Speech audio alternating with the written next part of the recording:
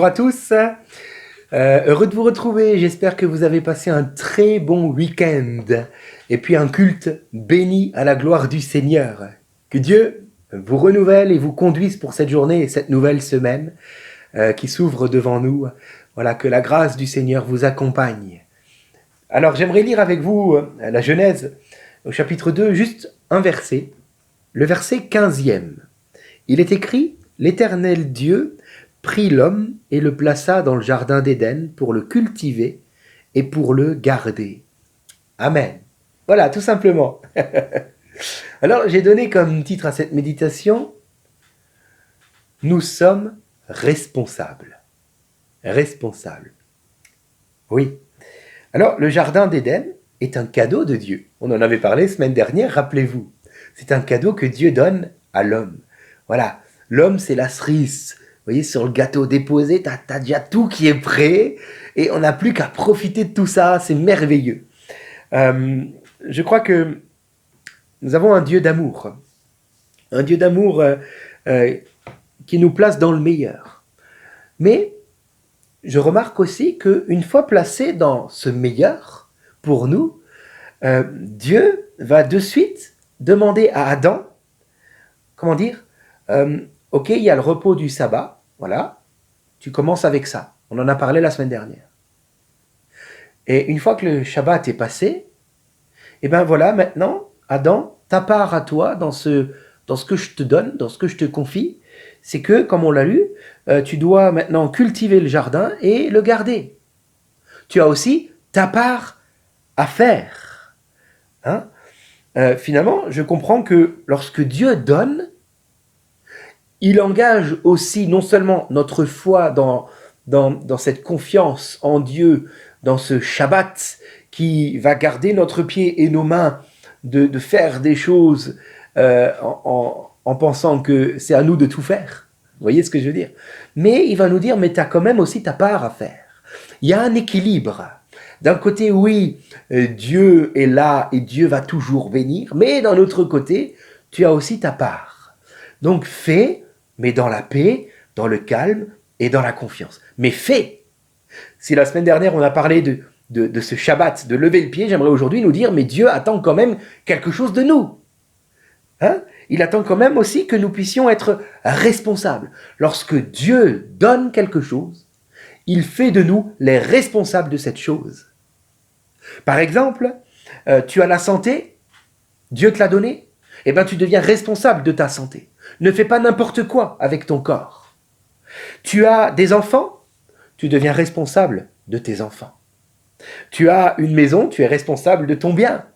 Je pense par exemple à un pasteur, il me semble que c'était David Wilkerson, j'ai un peu oublié, c'est un ancien témoignage qui me revient là, où sa maison avait brûlé, il n'y avait plus rien. Et voilà que quelqu'un vient annoncer ça, on va dire à David Wilkerson, excusez-moi si c'était pas lui, et David Wilkerson va dire alors, mais elle a brûlé? Ok, bon bah ça me fait une responsabilité en moins. Il avait tout compris. Dieu donne, Dieu reprend. En attendant, nous sommes responsables de ce que Dieu donne. Alléluia. Dieu te donne de l'argent, tu es responsable de ta manière de gérer l'argent. Dieu te donne un conjoint, tu es responsable de ton conjoint. Et ça, mes amis, on va en parler dans les 2 prochaines méditations sur le couple. Tu as le salut, tu as reçu cette grâce, ce cadeau merveilleux du salut. Tu es responsable de ton salut. Et nous vivons un temps où Dieu veut encore davantage nous montrer combien nous sommes responsables de notre salut. Non pas qu'il y ait quelque chose à rajouter pour être sauvé. On en a déjà parlé. Non. Mais responsable à entretenir notre communion avec celui qui nous a sauvés et qui veut aussi être notre Seigneur. Est-ce que ton Sauveur est ton Seigneur, mon ami, mon frère, ma sœur? Est-il peut-être temps pour toi de traiter un péché à la croix? Car tu es responsable de ce cadeau merveilleux qu'est le salut. Tu es responsable de ta communion avec Dieu. Combien de temps prends-tu pour ton Dieu? Comment vis-tu ta relation avec ton Dieu? Et si nous choisissions pour cette semaine qui vient de prendre, allez, pour pas exagérer, au moins autant de temps, voilà, je dis pas plus, vous voyez, ça va, je suis sage, mais autant de temps avec la parole de Dieu qu'on prend du temps avec notre téléphone. Comprenez ce que je veux dire? Nous sommes responsables. Comprenons qu'une vie de jeu et de plaisir est en réalité une vie très monotone et ennuyeuse.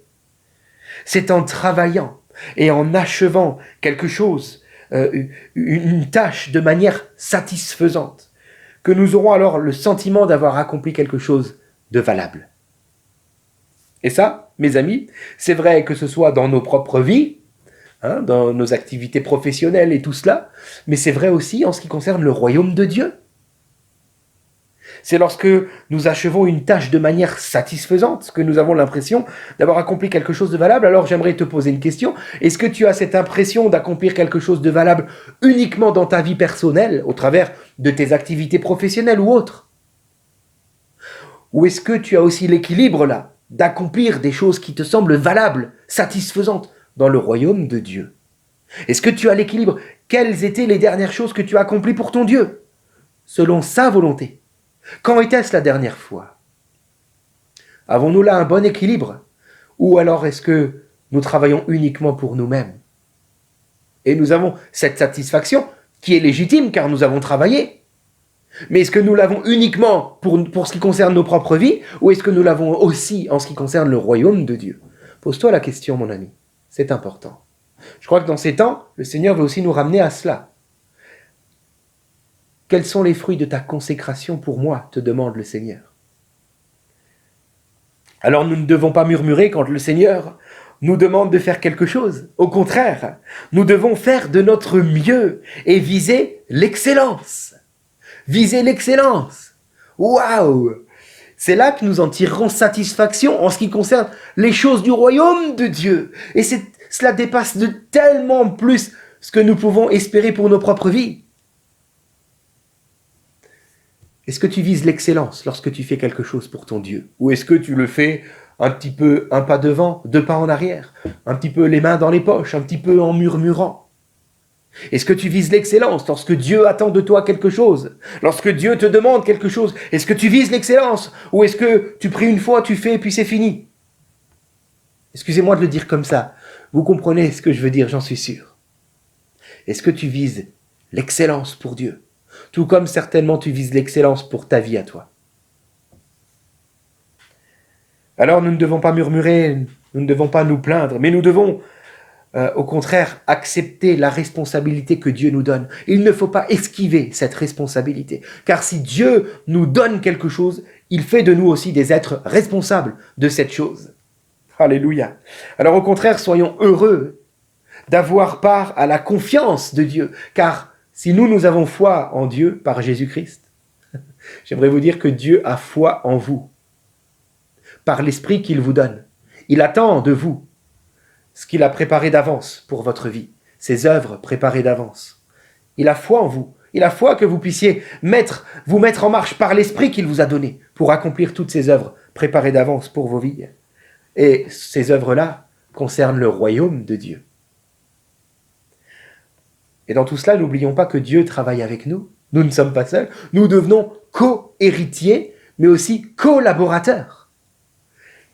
Nous collaborons avec Dieu. Et Dieu n'est pas un tyran, un maître cruel en ce qui concerne le travail qu'il attend de ses enfants, mais pas du tout.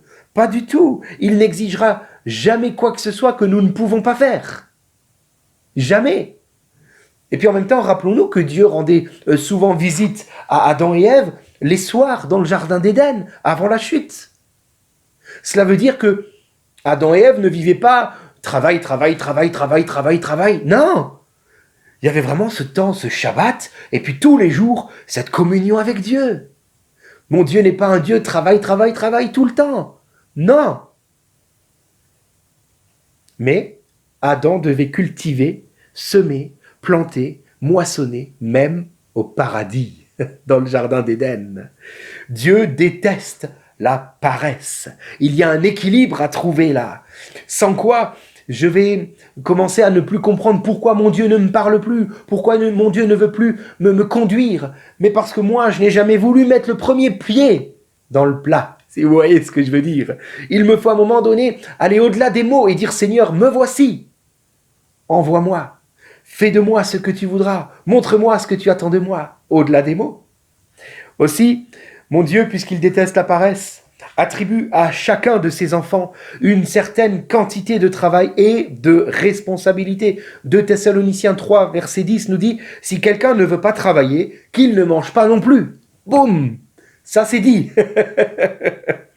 Hein? Alors, Dieu attribue à chacun une part et une quantité de travail propre à la personne. Et ce faisant, il attribue aussi une responsabilité à la personne. Et nous devrons un jour rendre compte de ces choses-là. Qu'as-tu fait de ce que je t'ai donné? Oh Seigneur, je l'ai enterré. Méchant et paresseux serviteur. Et vous connaissez la suite. Il lui sera pris même ce qu'il avait, même si ce n'était pas beaucoup, et sera donné à ceux qui ont fait fructifier. Alors j'aimerais vous dire, si vous êtes à la retraite, Dieu a prévu de nouvelles tâches pour vous. Parce qu'il n'y a pas de retraite en ce qui concerne le royaume de Dieu. Non.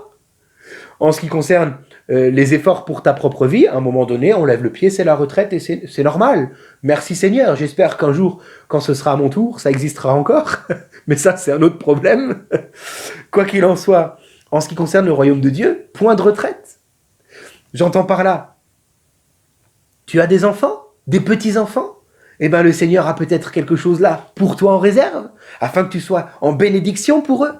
Tu as des voisins? Eh bien, va vers tes voisins et bénis-les, brille là où tu te trouves. Tu as une église locale? Eh bien, peut-être que le Seigneur a quelque chose pour toi aussi dans ton église, mais pas avant d'avoir déjà été en bénédiction pour ta famille et pour ton quartier. Faisons les choses dans l'ordre. Si vous travaillez en ce moment, j'aimerais vous dire que Dieu a un travail sur mesure pour vous. Un travail qui est censé vous plaire. Si vous avez un travail qui ne vous plaît pas, demandez donc à Dieu de vous en offrir un qui convient à votre personnalité et aussi à vos capacités, à vos dons. Mais pour cela, il faudra peut-être aussi accepter une baisse de salaire. Pourquoi je dis ça? Parce que beaucoup aujourd'hui travaillent dans un travail qui ne leur plaît pas, mais simplement ils l'acceptent et ils continuent tous les jours en rechignant. Résultat des courses, lorsqu'il faut faire encore quelque chose pour Dieu, ah non, surtout pas, parce que déjà toute la semaine on galère. Vous voyez le problème? Mais Dieu veut te donner quelque chose qui te plaît, mais beaucoup refusent de faire quelque chose qui leur plaît parce que ça voudrait dire moins de salaire. Et là, nous avons un problème. Alors ne soyons pas esclaves de la cupidité. Nous ne serons jamais satisfaits sinon. Pourquoi? Parce que la cupidité, par définition, demande toujours plus. Donc on va rentrer là dans un engrenage qui va nous rendre amers avec le temps et qui surtout nous empêchera d'œuvrer pour le royaume de Dieu. Car après tout, on est déjà suffisamment fatigué. Alors je termine en disant ceci, mes amis. Pour chaque Adam, il existe un jardin sur mesure à labourer. Demande donc à ton Dieu de te montrer ton jardin. Mais ce n'est pas tout. Je vous laisse méditer sur cette dernière phrase que je vais vous lire. Pour chaque chrétien, il existe un champ qui a déjà blanchi. Seigneur, je te remercie pour ta parole. Je te prie pour nous qu'aujourd'hui et durant cette semaine qui vient, tu nous permettes de réaliser la responsabilité qui est la nôtre par rapport à ce que tu nous as donné. Nous sommes responsables et un jour, nous rendrons compte de ce que nous avons fait ou pas. Oh mon Dieu, tu n'es pas là aujourd'hui pour juger, mais pour enrôler à ta suite, pour nous engager, peut-être pour permettre à certains de remettre le pied à l'étrier en ce qui concerne les choses du royaume de Dieu. Seigneur, je te prie donc de nous donner ce zèle tout à nouveau s'il le faut, pour les choses de Dieu, afin de viser l'excellence pour ta gloire, Seigneur. Amen. Voilà, je vous donne rendez-vous demain. Soyez bénis.